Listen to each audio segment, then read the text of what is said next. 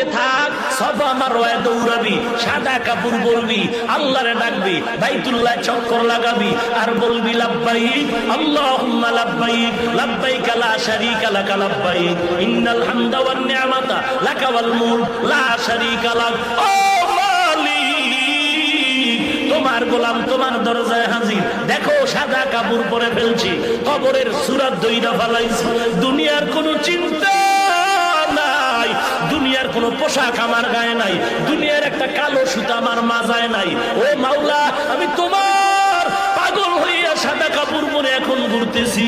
আল্লাহ ডাক দিয়া কয়, একবার তুই সফায় দৌড়া, আর একবার মারওয়ায় দৌড়াবি, আবার আমার অর্ডারে বান্দা মিনা মুজদালিফায় যাবি, আরাফার ময়দানে যাবি। তুই যদি যুক্তি দিয়া কও কাবার ঘরে নামাজ পড়লে 1 রাকাতে 1 লক্ষ, কিন্তু মিনায় গেলে মিনায় ময়দানে নামাজ পড়লে 1 রাকাতে 2 রাকাতের সওয়াব নাই, আরাফার ময়দানে 1 রাকাত নামাজ পড়লে 2 রাকাত নামাজের সওয়াব নাই, তাহলে ওখানে বইরা লাভ কি? আমি মক্কায় বয়া বয়া আল্লাহর সাথে লাইন লাগাই। আল্লাহ বলে চালাকি করলে হবে না।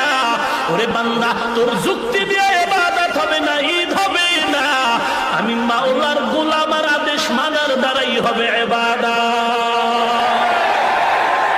1 লাখ বুঝি না, 50,000 বুঝি না, আমি বলছি আরাফার ময়দানে যাবি, খোলা আকাশে চিল্লায় কানবি, আমি মাওলা অর্ডার করছি মুজদালিফায় দৌড়াবি, পাথর টোকাবি, খাম্বায় ওই খুঁটির গোড়ায় গিয়ে পাথর মারবি, হাজারা দৌড়াইছে ওই সাফা মারওয়ায় তুই